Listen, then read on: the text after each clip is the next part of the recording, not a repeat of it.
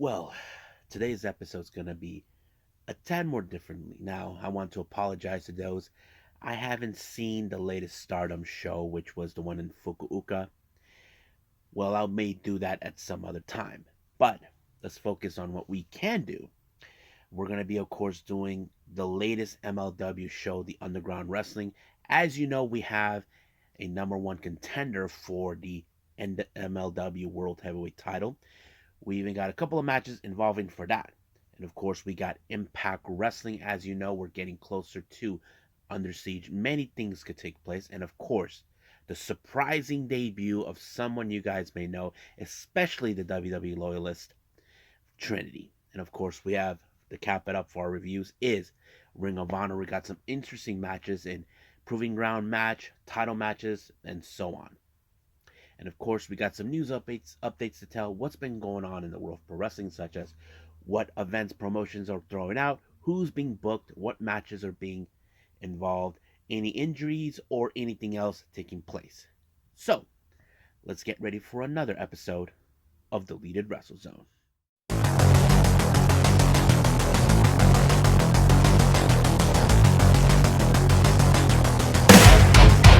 Are you ready? Get up, get up! Get up, get up! Get up, get up! Get up, get up! Get up, get up! Get up, get up!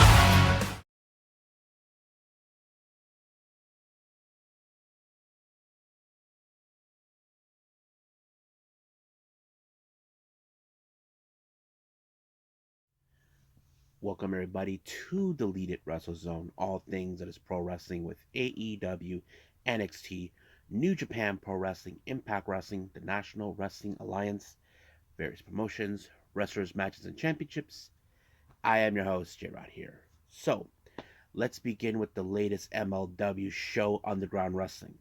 Now, as you know, I mentioned we have a number one contender for the MLW World title, which is, of course, Alex Kane, the leader of the Bumaye Fight Club. Now, Alex Kane has always been running his mouth saying that he is going to be at the top at any cost. Not to mention, we know that he brought friction with members of the MLW officials, stealing the Opera Cup, saying that he earned the right, despite the fact that he did not.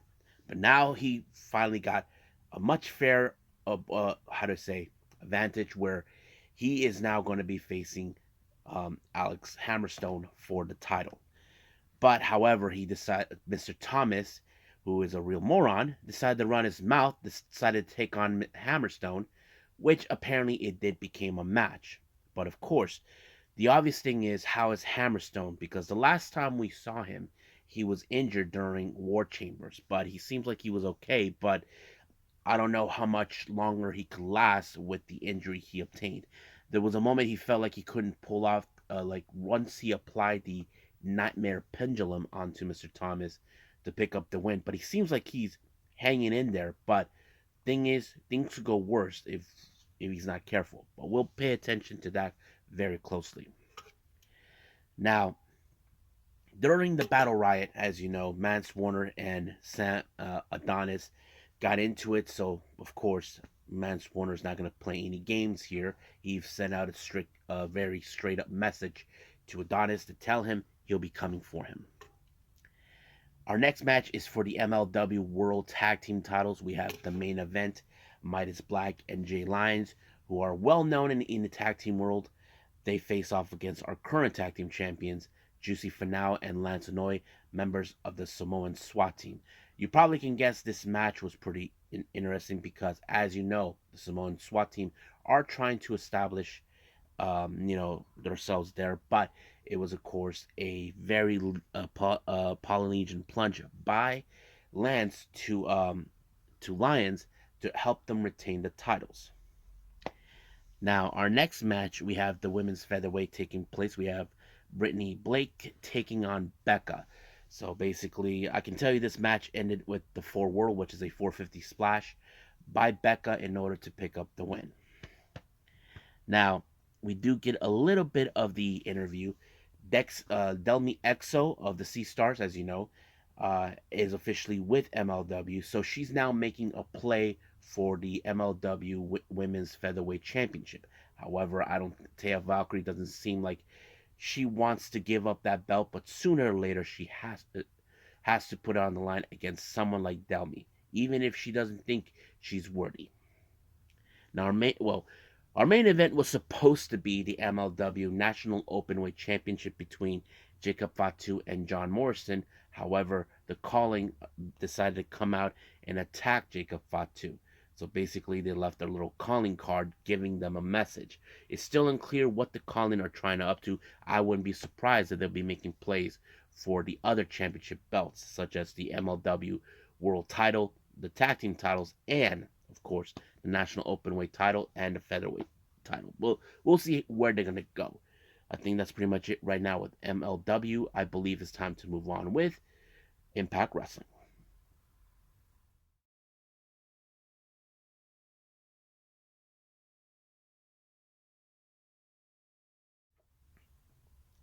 Okay, Impact Wrestling. So let's get started. As you know, I mentioned we're gonna get closer to the latest pay per view, the next pay per view, Under Siege.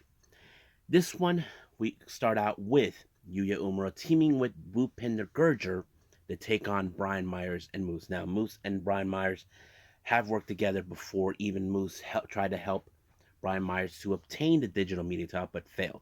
However, it seems like their partnership as a tag team has been very, very impressive.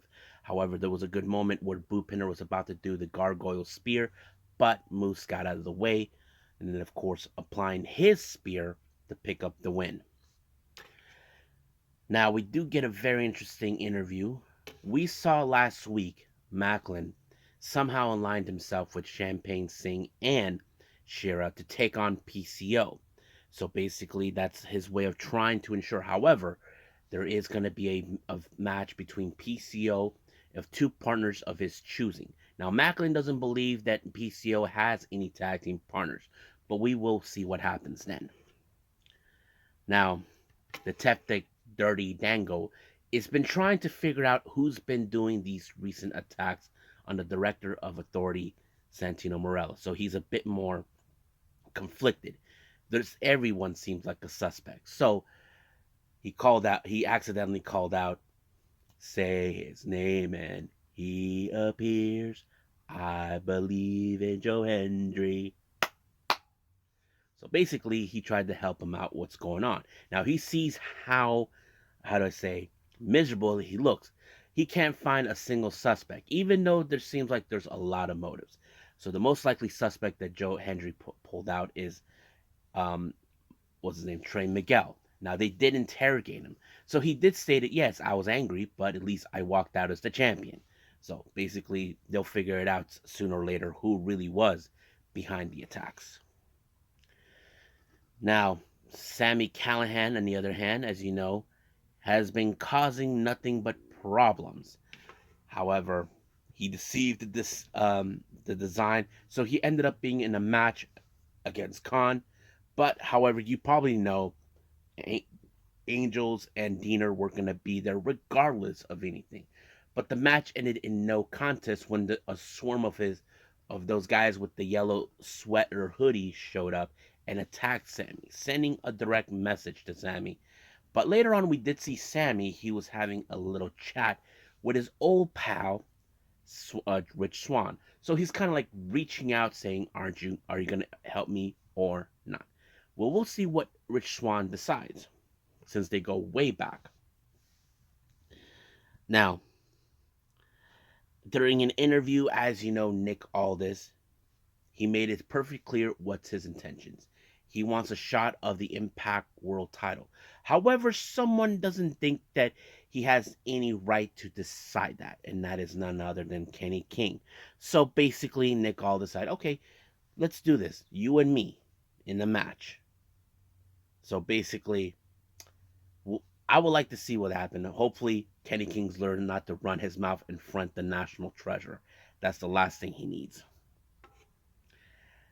Now, we do see a very interesting matchup with Alicia Edwards versus Jody Threat. Now, last week, Alicia attacked unprovoked at a post match against terrorizing, but luckily Jody Threat teaches her. But unfortunately, Alicia Edwards did not go any further until Jody Threat applied the F41, putting her away to teach her a lesson.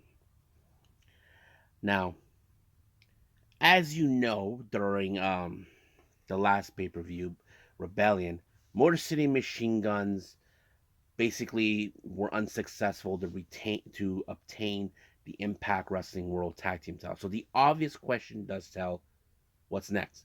Well, recently there was a bit of a rule of thumb that took place. As you know, Time Machine were in a match against Trey Miguel and partners of his choosing. Um, Chris Sabin was able to pin the X Division champion Trey Miguel. So that means that he does have the opportunity to issue the challenge. However, what does that mean for his tag partner Alex Shelley? Well, I don't know about this, but it seems interesting. He even said he'll probably go for the Impact World title. So that's going to be interesting to follow. Now, our our next match features Steve Macklin along with Champagne Singh and Shira. They take on PCO, but the tag team partners that somehow appeared is none other than, oh, give it to me, baby, Heath, and of course Rhino. So basically, this was a pretty good match. It showed, Heath and Rhino, all they came to do is do a fight and support guys like PCO, but not to mention get their hands on Singh and Cher for being a bunch of knuckleheads who opened their mouths. But I thought it was a pretty good match, but PCO, in fact, pulled off the win with the PCO salt onto Singh. But this probably could put Steve Macklin on a bit of a nervousness, knowing that nothing is going to keep was in PCO down, regardless of what he thinks. Now, as you know, the Coven has been targeting Deonna Purrazzo, calling her a fraud for many reasons. However, it appears now they're targeting both Purrazzo and Grace for whatever reason. So that kind of tells us the story that they're still got some finished business to take care of. So we'll get to that. Now, recently we saw the Death Dolls have been trying to find a way to get to the undead realm. However, last week Crazy Steve gave Rosemary saying, look, if you're trying to get to the undead realm, then you know who you need to talk to, which is the last person Rosemary wanted to talk to, and of course, James Mitchell. So basically, Rosemary asked, what is it do you want in return? So basically, that's pretty much it.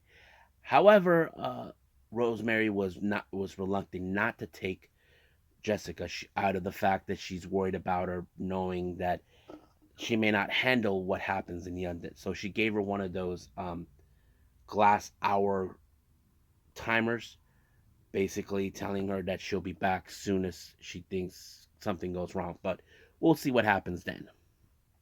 Now, our next match is part of the series between two amazing athletes, Jonathan Gresham, the Octopus, and Speedball Mike Bailey. You probably can say this is a pretty good match because these guys have great style the way they are. I mean, Jonathan Gresham, one of the best technical wrestlers in the world. Mike Bailey, an incredible wrestler we have been watching. I mean, he's been on a roll since he first started coming to the U.S., but he has to face someone he has faced before.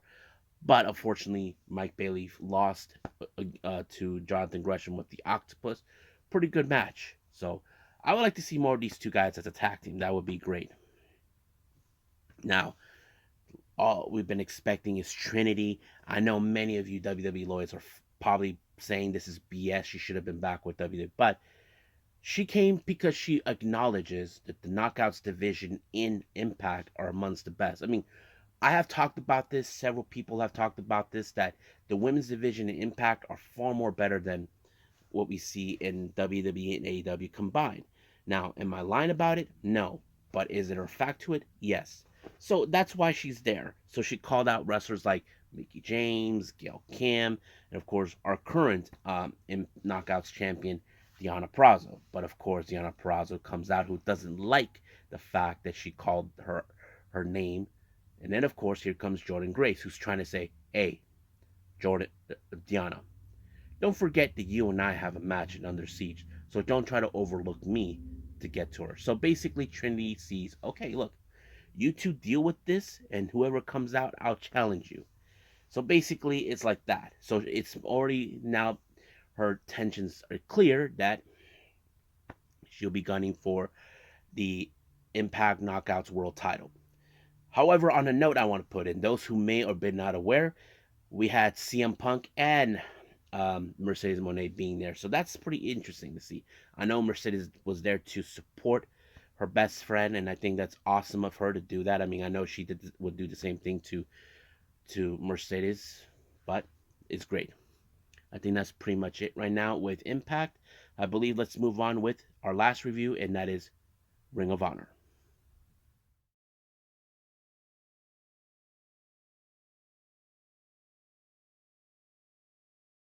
Okay, Ring of Honor, so let's get cracking on this one. It opened up with a Pure Wrestling's Rules match. This one was set by Rocky Romero after he lost to Lee Moriarty, thanks to that big, ugly brute, Big Cass, who interfered in the match regardless the referee didn't see it. But this is something that I know it will be on Rocky Romero's wheelhouse.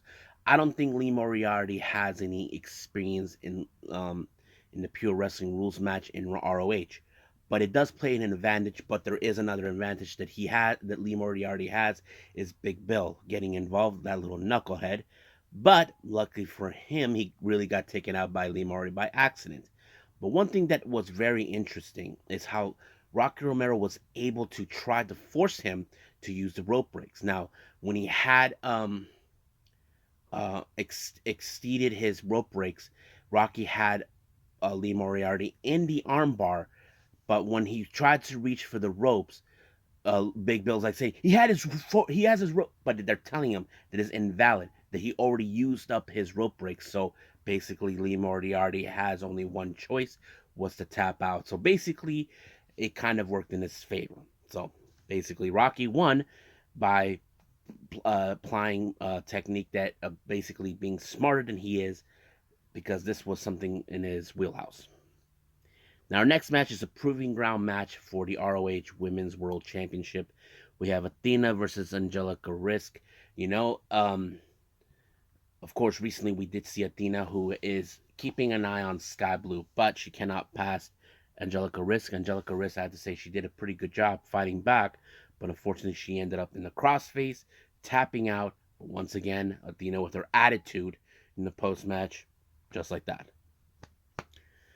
Next match, we have the ROH World Television title. Christopher Daniels as the challenger, taking on Samoa Joe. You know this match was going to end with Samoa Joe because he is the most, unbeatable person that you ever get to meet. I mean, we know both these men know each other too well, inside the ring, outside the ring. But it was, of course, the Muscle Buster by Joe that picked up the win. Now, our next match is the ROH World title. We have, of course, Robbie Eagles from TMDK appearing to take on Claudio Castagnoli. I thought this match was very interesting. But, however, you probably can guess that this match ended with Claudio Castagnoli picking up the win when he applied somewhat of a power bomb onto Robbie Eagles to retain the title. Now, during an interview by Dasha Gonzalez, Sky Blue made it perfectly clear now she's making a play for the ROH Women's Championship. So, but we did see Athena, who later was calling Dasha Lexi, but she thinks that this is really stupid of her, that she doesn't deserve to have a title shot, but she said that she's going to prove why she doesn't belong in AEW or Ring of Honor. Basically try to embarrass her, and she's going to do it. But the obvious thing is, don't ever count out Sky Blue. She's always has the much bigger heart than anybody. Now, our next match, we have the Kingdom and the Varsity Athletes team up. They face the Best Friends. The Best Friends, Darius Martin, Action Andretti, and Stu Grayson. Now, out of nowhere during the match, we did see the Righteous show up. There was a lot of confusion of what's going on. Now, we know the Righteous seems like they're interested in Stu Grayson, but the Kingdom, who know Vincent Tool, also got distracted. So basically, there's been a lot of questions. What's going on here? Now, we know that Stu Grayson has been trying to find out what is it they want with him. I mean, Vincent says you should know that the Dark Order don't want you anymore. They moved on without you. I mean, who cares that they moved on? At least they're happy that he's back. So that's all that matters. But it was Action Andretti who picked up the win by applying a neck breaker onto to Bennett to give them win. But later we did see Action Andretti and Darius Martin, congratulating themselves until they were viciously attacked by the Kingdom. Basically, once again, trying to prove that they're being disrespected because they felt that they are the ones who are like the originators of Ring of Honor. But we'll see where to go. Now, our next match, we have Preston Vance taking on Rich Aldis. You probably can guess this match ends with, of course, the Discus Lariat. So, no surprising there. Our next match, we have Robin Renegade taking on Sky Blue. Now, normally we would see her sister Charlotte being there, but nope, she wasn't there. But Sky Blue really proven why she deserves to be there and why she should be challenging for the ROH Women's Championship. So that's going to be interesting. But she did pull off the Skyfall onto Robin Renegade, and picked up the win.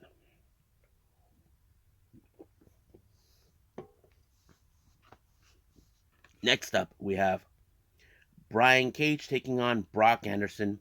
Pretty good match.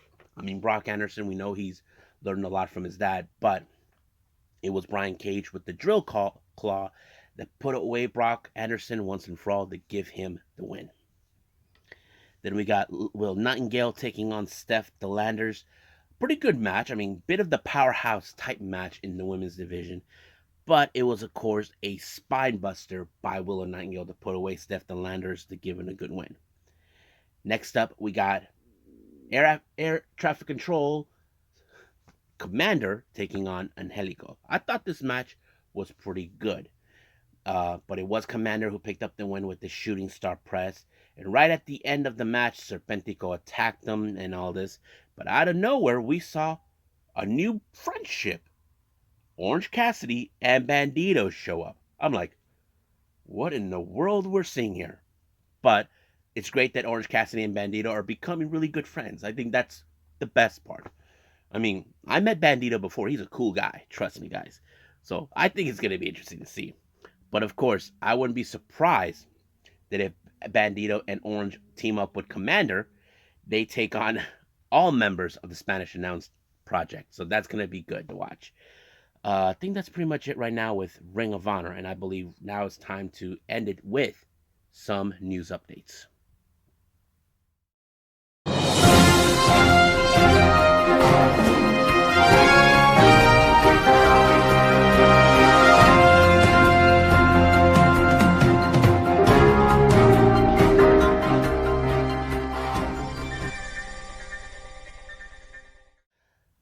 Okay, so welcome to our news updates. So let's get started right now. So what's going on in the world of pro wrestling? For our GCW updates, we got plenty of stuff to talk about. For Fight Night that takes place on the 11th of May, the GCW World title will be defended. Masha Slamovich defends the title against Alec Price. So that's going to be a good match to watch. Rina Yamashita has announced that she will be extending her U.S. tour and will be participating in both the Way I Am event on the 20th of May and I Can't Save You on the 21st. And I'm not 100% sure if she will put the GCW Ultraviolent Championship on the line. That is still unclear yet until they announce who will be her opponents for those particular days. For the Lifestyle event on the 26th, Matt Cardona will team up with Steph DeLanders to take on Joey Janela and Sawyer Wreck. I just hope Joey Janela and Sorek put Cardona and Steph in their place. For the Cage of Survival 2 that takes place on the 4th of June, once again, the GCW title will be on the line. Masha will defend it against the winner of the Cage of Survival. So we'll see how that goes out. Now for the Ride or Die event on the 23rd, Busi will be making their appearance, and so will Mascara Dorada. GCW returns to the Atlantic City once again for homecoming on the 19th and 20th of August. So we still got a long way to go until they announce who will be participating. Now, I will be doing a discussion about this some other time. As you know, we've been watching how Pro Wrestling Noah and All Japan Pro Wrestling are allowing Joshi wrestlers to participate in their shows. Now, this is a very interesting one. Now, as you know, they have a bit of a side project they work, which is Evolution. Two members of the Evolution project will be teaming with the de facto leader of Colors, consistent of SAKI. The ones who will be teaming with her will be Chi Chi and Zones. They take on the other members of Colors, Yuko Sakurai, Hikari Shimizu, and Rina Amikura. So this match will take place on the 18th. Now, I do know Saki will participate in a trios match with Yoshitatsu and Unagi Sayaka on the 7th. So you'll be staying tuned for that one.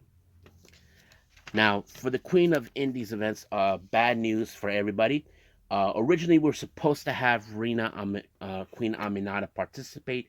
Due to an injury, she's been withdrawn from it. However, she will be replaced by none other than Maria from Marvelous. So basically, we're going to have majority of the Marvelous roster will be coming in, and she will face Miu Momono. Now, apparently, she was supposed to face the winner of the tryout, but still no word. Now, for our new promotion, Spark Joshi Perusa of America, I did mention Saki of Colors will be participating in the Ignite West on the 11th of June in Newark, New Jersey. However, now it's been foretold she'll be making her way to the West Coast for Ignite West at West Covina in the LA County on the 16th. I'm really bummed out. I really want to see her. Damn. Maybe next time. Now, as you know, Hyper Misawa does her little show. She put a very interesting match that will take place later on the 25th of this month. She booked Shoko Nakajima versus Yoshihiko. I'm kind of curious about this, man. Trust me. Now, anyway, I did talk about All Japan Pro Wrestling just a bit. However, a very interesting one just came on my lap. It appears on that very same day, May 7th. Tetsuya Naito, for the first time in who knows how many years, who hasn't been in All Japan Pro Wrestling, will make his reappearance, and he will be facing against Kento Kirihara. I'm so excited for that. This is going to be one interesting matchup. So I'm excited. I hope you guys are excited. So I think that's pretty much it right now with everything else. So let's just call it a day. Well, I hope everybody enjoys this episode. Coming up, we do have AEW Rampage and NXT Level Up. Now, I'll see what I can do if I can watch the Stardom, the Fukuoka event that took place. I may do all those three because the following day it's going to be a bit difficult. I had other things I want to do. But we'll see what happens then. But for now, this is what I'm just going to lay out for everyone. So we'll see what happens. So I'll see you guys in the next DWZ time. Same DWZ channel. I must bid all of you adieu. So, goodbye. And have a nice day. Bang.